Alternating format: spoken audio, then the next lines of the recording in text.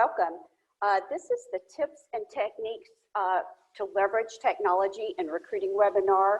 We're glad you could participate today. Our goal is that you'll take away some ideas and some new techniques you can take to your program. We have a great panel for you. I'm Diane Bloodworth. I am the CEO and founder of ScoutSmart. And also on the ScoutSmart team, we have Jeff Carpenter. Some of you know Carp around the coaching and technology circles. Before I make the introductions of the panel, just wanted to give you a little bit of overview of the format today. So what we're going to do is have a couple of round robin questions. I'll ask each of the panelists, and they're going to share their answers, and then we're going to open it up for broader Q&A through the Q&A window on Zoom. So be thinking about some questions that you might want to submit for the panel today. So first of all, let me introduce the panel. We have Karina Hargraves with us, and she joined Georgia Tech football staff as the Director of On-Campus Recruiting in 2019. And before Tech, she was at South Carolina for 3 years. She spent her first 2 seasons at South Carolina as the coordinator of defensive operations before being promoted to coordinator of football administration. Before South Carolina, she was an intern at Florida, and she interned there for 2 seasons while she finished her graduate degree. Her undergraduate degree is also from the University of Florida, and she was a member of the Gators competitive cheerleading squad while she was there. So welcome, Karina. And we have Patrick Embleton, and Patrick is in his 8th year at Illinois. He certainly is currently serving as the Director of Football Recruiting. And in this role, he oversees the recruiting operation efforts and on-campus activities of the student athletes for the Illinois football program. He also manages and coordinates all on-campus admissions for incoming freshmen and transfers. He performs preliminary evaluations for those prospective student athletes and manages all official and unofficial football visits. Prior to Illinois, Patrick was the wide receivers coach and assistant academic coordinator at Division III Ohio Wesleyan University. And this is where he had earned a Bachelor of Arts in Health and Human Kinetics in 2012. And he started for 4 years as tight end on the Battling Bishops. Thanks, Patrick. Welcome. And then we have Burl Jordan. And Burl was born and raised in Texas, and he played football at Texas A&M. He spent 10 years coaching, or has spent the last 10 years coaching at the D1 level in the Southland Conference at Sam Houston State, and now at Houston Baptist, where he's the defensive line coach. He's done recruiting all over the Southwest, including Texas, Oklahoma, Louisiana, Kansas junior colleges. He's played a number of roles, including camp coordinator and pro liaison. He participated in the prestigious NFL NCAA Coaches Academy, and was selected as one of the top 30 coaches under 30 in 2016. Burl's married to Megan and has a 3-year-old daughter, Aubrey. And Patrick also has young children, so if you hear a little bit of background noise today, just know it is a sign of the times. So we'll just deal with that. All right, so I'm gonna start with Karina with our first question. And Karina, talk to us a little bit about a tip or technique about how Georgia Tech is leveraging technology in recruiting. Right now, especially given the predicament that we're all in, we're unable to host kids on campus, unfortunately. So we've been able to use mediums like FaceTime, Zoom, to really get that face-to-face connection with some of these kids.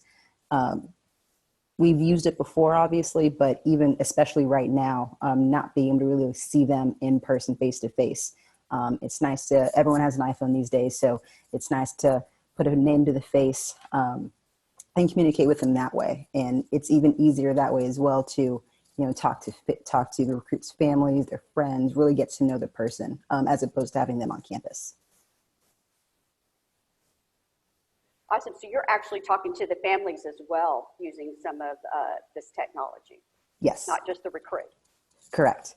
Usually when they come on campus, they'll bring mom, dad, cousin, those kinds of things. And really, that's a really good way to get to know the kid as a whole.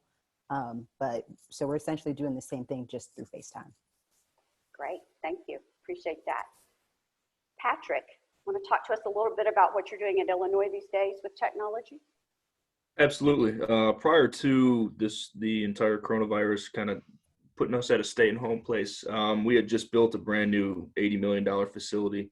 And within that facility, we were able to update everything to the latest and greatest technology in terms of touchscreens for all our student athletes, and provide them with iPads and laptops for them to use. So that's one of our big sells is being in a Big Ten and having a top 10 facility for recruits that has up-to-date technology in really every building, every room you step into. And then transitioning over on the recruiting side of it, like Karina had said, we are in a different time now. And so not being able to host kids on campus, we do a lot of Zoom nowadays. And that Zoom kind of incorporates our entire coaching staff. So we get a kid on and our staff is there waiting for him, and they talk to him, and each coach kind of goes through what they do, what their role is. If that's the first time we've ever interacted with them, but if it's a repeat recruit, then we talk to them just basically about everything but football. Because at the end of the day, we try to get to know who that person is and who that family is, and kind of see what makes that person tick. And then the other thing too is we all have smartphones, like Karina had said, and we do a lot of social media, a lot of graphics that we use, because letters are great and letters mean a lot. But I think that a kid, when he receives a graphic, whether it's an edit about himself or a picture about the university of some sorts, and it comes straight to his phone, just kind of gives him a better understanding of what the university is and how important they mean to us. No, that's great, Patrick. I had one follow-up question. You talked about the new facility, which is awesome. Have you all done any kind of virtual reality tours or anything that you could share through, a kind of a 360 view of that? Yeah. So unfortunately, we had one part of our building was complete this spring. And so our athletic director didn't want us to shoot a virtual tour quite yet. Or I guess a video of the entire building until everything was set. So we had planned to do that on a Friday, and on a Thursday we were sent as a stay-at-home order by our governor. So we weren't able to complete that. Yeah. Now we do have several videos that we've shot that kind of do show off the building, but not an in-depth one that I'd like. Yeah. No, I hear you. Thank you. All right. Burl, you're next up. There we go. Tell us what's happening in Houston at Houston Baptist. Yeah, well, I mean, kind of along the same lines of Karina and Patrick talked about, is even right before this, we had a staff meeting and we were zooming it up. So I wish I'd have bought stock in Zoom a little while back, but so that, then also, the other day we actually had a compliance meeting on a conference call, so that was the first time that's been done that way. We're doing the graphic thing as well, reaching out to all the recruits, the kids, that we're really high on. One of the things we did, obviously, even before this, was we had a kid that was coming on a visit. And so kind of along the same lines, we kind of did a video tour, as when he kind of called in and wanted to see stuff because one of his parents wasn't able to make it or something like that. So we kind of did a video tour of some of the stuff around campus, and it was great because obviously you get to see, before everything, even if you still went right now and, you could drone it up and fly or whatever, film, but there's nobody on campus. And so obviously for student athletes, they want to see, what's kind of the atmosphere like. And so kind of seeing it, in between class and seeing, just kind of the interactions of everybody going on. That was another kind of great deal.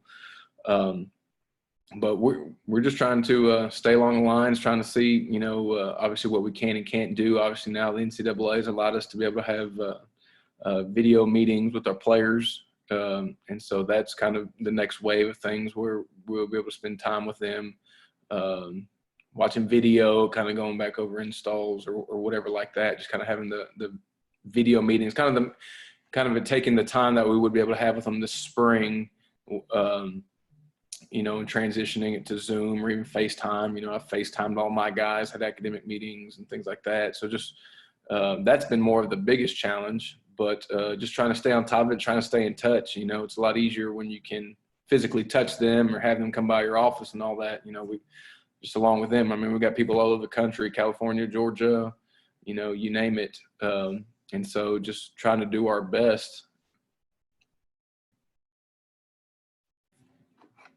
No, that's great. Yeah, there's nothing like that in-person connection. I think we're all realizing that, but we're doing our best with the current situation. So I'm just curious, have any of you, I've noticed that been reading quite a bit about esports and how some of the professional athletes are playing esports right now.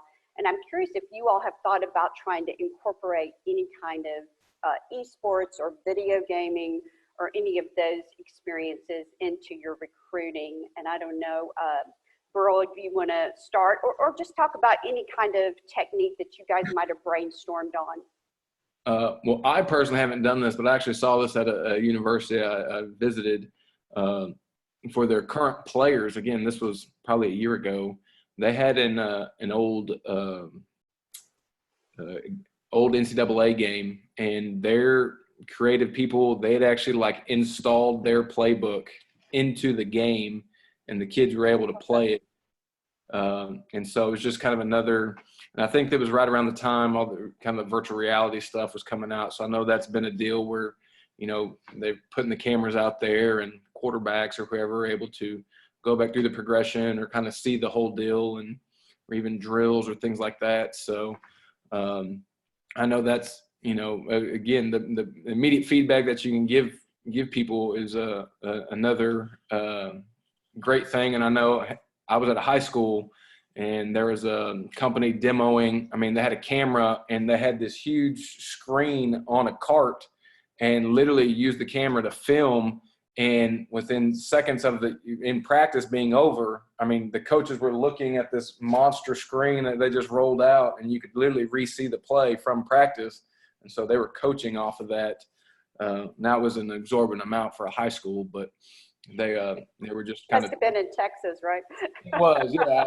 Everything's bigger in Texas, but I mean, I was there. I was just blown away. I mean, like I said, it was, you know, an exorbitant amount of money, but you know, but I think those are great ways, and obviously the more tools and the more things you can to constantly touch these kids in the way they are, because just like right now, I mean, we're feeding into them. I mean, because this is how everybody lives right now anyways, you know. So if you can, whether it's, you know, we have a program that we kind of communicate to our players through, and, you know, obviously during the season, we've got our playbook, we've got our installs, we've got our scouting reports, you know, so it's always at their touch that they can have it with them. So actually the kind of physical binder, even though I've got a box of them in the corner, I mean, those are going by the wayside. Yeah, awesome. Thank you. Patrick, anything to add to that in terms of esports or gaming or any other technology you want to bring up? Yeah, you know, I've seen a lot of, especially in the Power Five, where recruiting personnel people are playing in Madden or NFL or NBA and playing a lot online against recruits and stuff. And you can't name kids, but they're, you know, doing some subliminal messages through Twitter so people understand who they're talking about, right? So have we done that yet? We haven't organized anything as a staff where I know some schools have done tournaments to where they pair up their coaches against certain players, but to me, I don't think all of our coaches know how to play Madden or NBA. It's more the younger generation. Yeah. But it's another way to communicate with recruits, and I think that's a good thing. The other, you know, we're all competitors. We're all in sports, and so another thing we do is just try to do basic competitions every day, whatever that may be. Whether that's a push-up contest, and then you send that video out to kids or something like that. It's just something personal to kind of, you know, have fun and while you're staying at home, but also interacting with the kids. No, that's great. Staying connected. And I hear you. If you're not real good at the game, it might not make an impression with the recruit either, right? Or it might not make the right impression. Especially when you have two little kids that don't allow you to play video games during the whole day. Then yeah. I hear you. Thanks. Karina, something to add? Yeah. So here at Georgia Tech, one of our big mantras is competition is king. So we compete in anything we do, whether that's at practice, whether that's in the classroom, and that's no different from recruiting as well. So whether it's somebody on our staff that has an Xbox or has a PS4, they're interacting with these kids, and that gives us a chance to, not only know who this person is just as a person, but what is his competitive drive like? How does he compete? How does he fit into, our family? So I think that's an excellent way, really another recruiting tool, technology wise, to not only know the recruit as a person, but just also as a whole. If we can't see them compete physically, we can see how they, compete through different channels. No, that's great. So it's not just a way to engage, it's actually a way to assess that recruit a little bit, just like an employer might test a potential employee. So that's very interesting. Thanks. All right, everyone, don't forget to submit your questions. I think you can do it in the chat or the Q&A window, and we'll be monitoring those. We do have one here, and I think, Burl, you had already hit on this a little bit, and we'll see if the panel has anything else to say. Are you using social media in a different or new way because of the coronavirus? So, Burl, do you want to kind of hit? Yeah, like I was just saying on here is, with we were 9 days, 10 days in the spring ball. So, that's where it's been different. We actually were able to at least get that in and have, practices were open, so people would come or whatnot. We already had a junior day, all those things, but even still trying to, you're always trying to touch the kids in a way where they, they feel the love, they feel needed and wanted from you. And for some people not being able to do those things. And so we're already utilizing social media. I haven't gotten to the TikTok thing. I can't dance, so I've seen all the videos. I've got 2 left feet. No, Burl, we want a TikTok dance. Well, if you believe how much time it took me to practice the dance for me and my wife's wedding, you'd be blown away. But you're probably not going to see me on TikTok. But I mean, just again, you're trying to reach the kids, and so not that we're not doing anything. We're at home. I've got 2 computers and stuff going on, but you have more time. We're not sitting there, working spring ball and this, and we have more time where we're able to reach and touch the kids, but doing it through, obviously we can text kids now and things, but through the social media, through the graphics, just trying to stay constantly. But it's also been, at least for me on the coaching side, been where I've been able to have more in-depth conversations with the kids because I have more time to devote to it. And not that I did before, but usually the time is built over the longevity, but we've got a lot of time now. So trying to get those kids comfortable and understanding, because I'm a big believer, it's in the relationship of the coach. I mean, I don't, here at HBU, I love it here, but we don't have the same stuff as Georgia Tech or Illinois. But what we do have is relationship and the people here. And so that's where we really feel like we are able to make the biggest strides. And so that's how, we're just trying to build on those relationships more and faster because we have the time now. No, that's great. And a really good use of time. And hey, it's not that different. That's important to us, is building those relationships, because we might not have the name recognition of some bigger companies. So I totally get that and relate to that.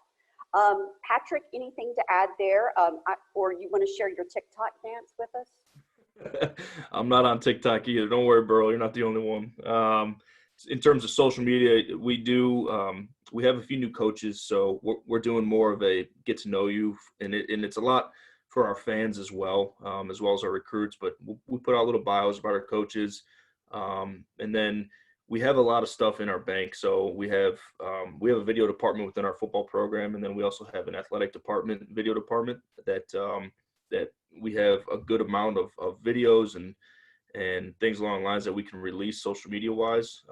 We're fortunate to have that. So we put that out on a daily basis. We coordinate that with both our athletic department and then and Coach Smith's Twitter as well. So it's just kind of staying organized and being able to constantly put stuff out, because unlike Burl, we had not gone through spring ball yet, and that was something that we had a big plan for spring ball and how we were going to release videos and hype videos and all that stuff.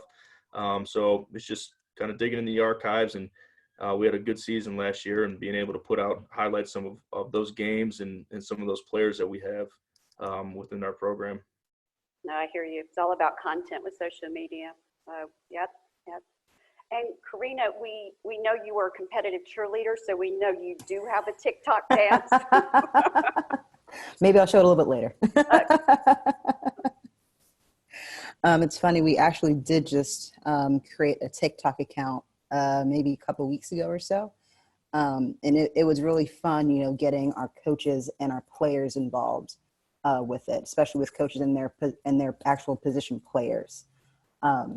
Just Georgia Tech as a whole, within athletics, especially football, all of our coaches are super active on social media. And it's been really cool to see, the home side of these coaches, where we're seeing their families are seeing a little bit more of what our coaches, they're going through on a daily basis. It's funny, I won't say names, but one of our coaches, he has 2 young girls, and he is the principal of the homeschooling that they're doing. So it's really funny seeing him get dressed up every day and helping his little girls, go through school and things like that. But, portraying that kind of stuff on social media, giving us a different dimension, if you will, just seeing another side of our coaches. But yeah, social media is huge, whether we're putting out videos, sending graphics to our recruits. We were able to get 3 weeks of spring ball in, thankfully. So we have content from that as well. But really it's, trying to keep the momentum going, using our creativity, pumping out new graphics and things like that. No, that's great. And it's great to see a human side of these coaches. I think that's always fun as a fan, and I'm sure it is for the recruits as well. So we have another question here from one of the participants. It's a little bit less on technology, but they were just curious about with the extension of eligibility for spring sports, has that affected anything in terms of football and thinking about scholarships? And I know it's a little bit up in the air about football right now. We are all praying for football. We want football. But just the question is, do you feel as though you'll be able to reach more kids through using technology, and how will you kind of address all of this with the changes based on the changes with spring sports? Patrick, you want to start us out there if there's anything? Yeah, so Leanne, to answer your first part of the question, the eligibility extension really hasn't touched us yet, but I think that the spring sports that are currently going through it kind of gives us a baseline that if something were to happen to our season, they give us a chance to see how they reacted and how our coaches, our spring coaches have done thus far. So, and then going on to the second part, do we feel that we're able to reach more kids using technology? Honestly, I think this kind of puts an even playing field out for all of sports or all of college football right now, because nobody can have kids on campus. So I think we are able to reach more kids because the kids are at home too. So whether they're playing video games or working out at their home, they're also answering more calls and being more receptive, I think, to coaches when they text them and everything. So once this mandate is over, I do feel like that Zoom is something that we'll continue to do, because it gives us, unlike FaceTime where you have, when you do a big FaceTime, it's a little bit hard to navigate, whereas Zoom, it gives you an opportunity to have just everybody up on the screen, and it's a chance for us when we go on vacation or anything like that, for our coaches to be able to still stay connected and communicate to kids face-to-face that way. Awesome. Burl or Karina, anything to add to that question? Yeah, just kind of piggybacking off of that a little bit. We've all had to get really creative with how we're not only recruiting, but, just operating as a whole as a football staff. I feel like, once all of this is said and done and we go to somewhat back to normal, we'll use a lot of these practices, Zoom, a lot of the creative stuff on social media moving forward. I think for us, and maybe even our levels, even some of the smaller level schools, obviously this will be for us a game changer, Zoom. But as well, you know, the things like you're talking about and you see other people doing, some of it just it comes to availability or resources for us. But I think that it'll kind of ramp up more for the audiovisual stuff for your campus, whether it's, you know, touring your facilities or, you know, campus tour, you know, just kind of why, you know, HBU, why Illinois, you know, just kind of those things that a lot of people maybe already have, or, but there'll be ways for them to access some social media, website, something like that, that again, just always information building. Because at the end of the day, again, it is about the relationships, but you know, the education is important. Obviously, everything that goes into why they choose your university. So just trying to make sure you have more of that information readily available than to just physically being there and being able to touch it, I think will be the kind of the biggest takeaway from all of this. If you don't have it, you're probably a little behind, but moving forward, you really need to have it. So something like this, or just, again, you're able to reach kids, parents, grandparents, whoever in a different way, they can see things.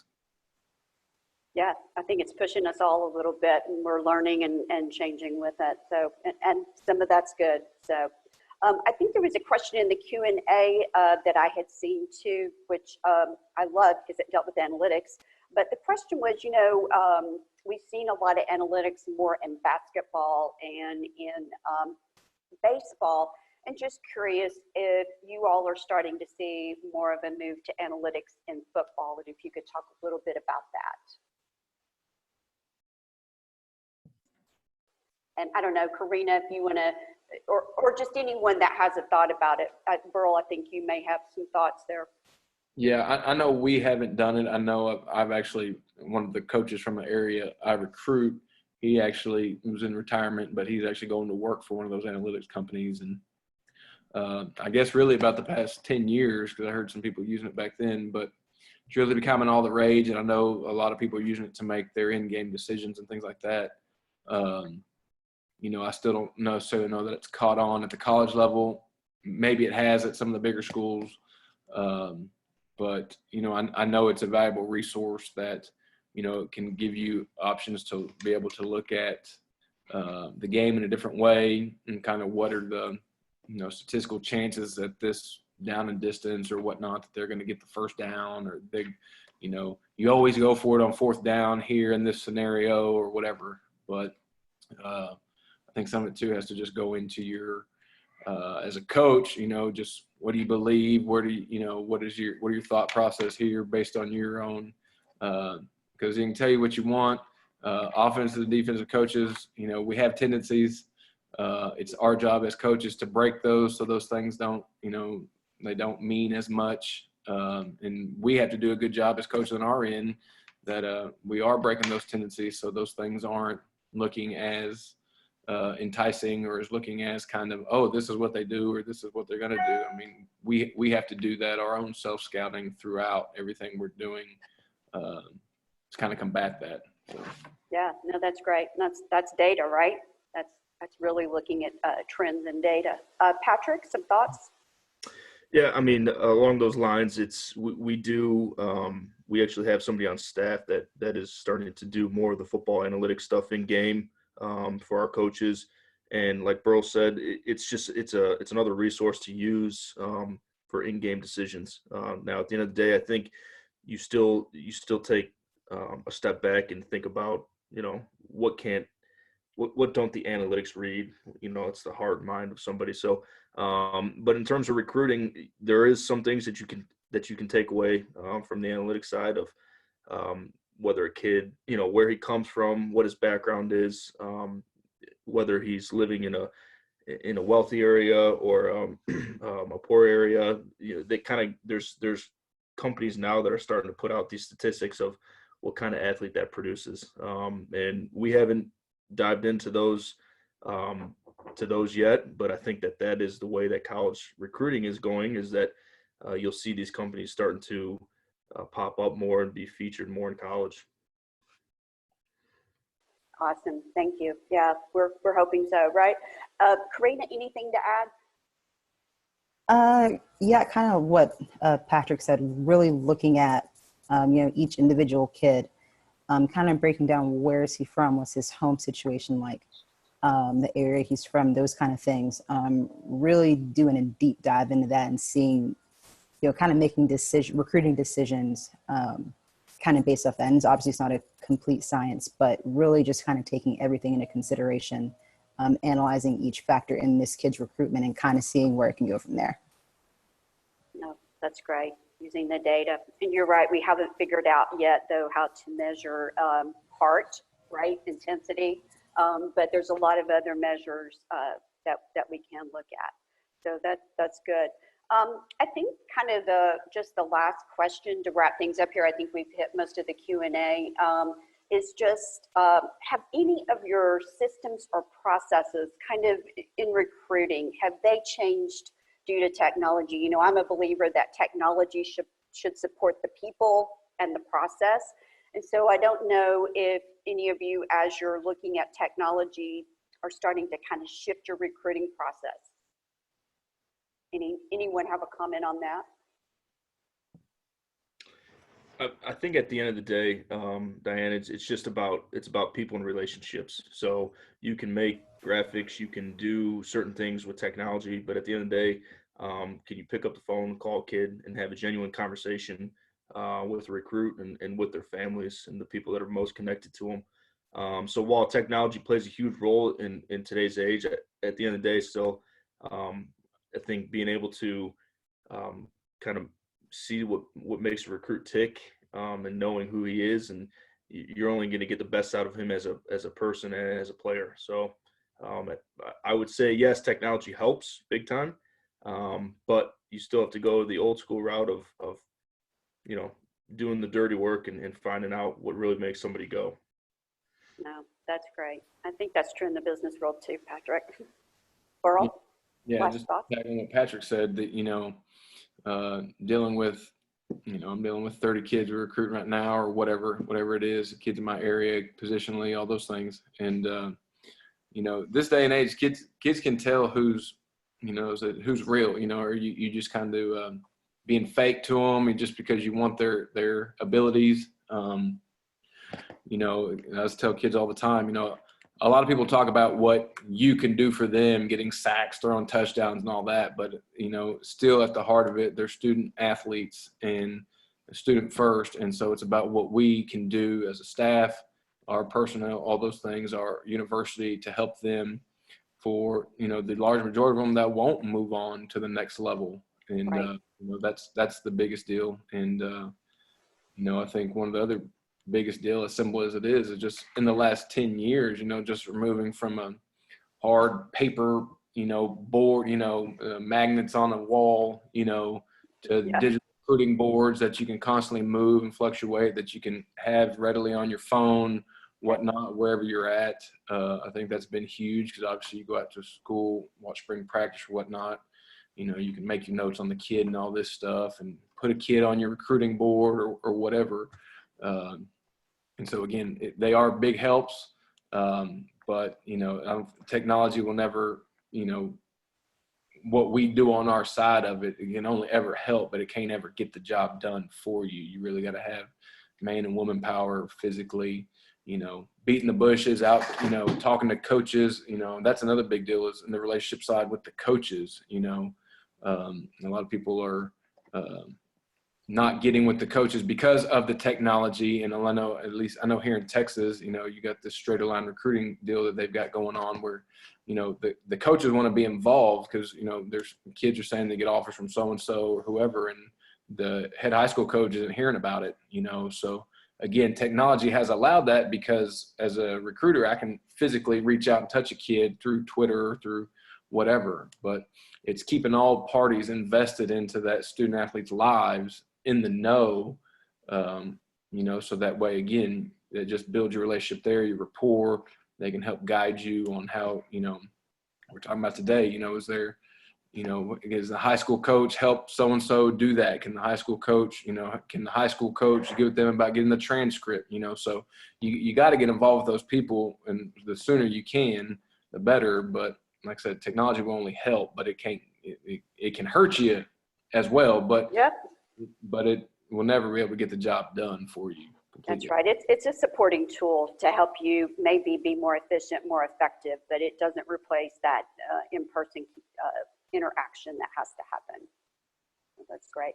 Karina, some last thoughts from you? Yeah. I mean, we're in 2020 and there's so many different recruiting tools, whether it's to watch film, whether it's to look at testing numbers, whether it's to facilitate mass DMs.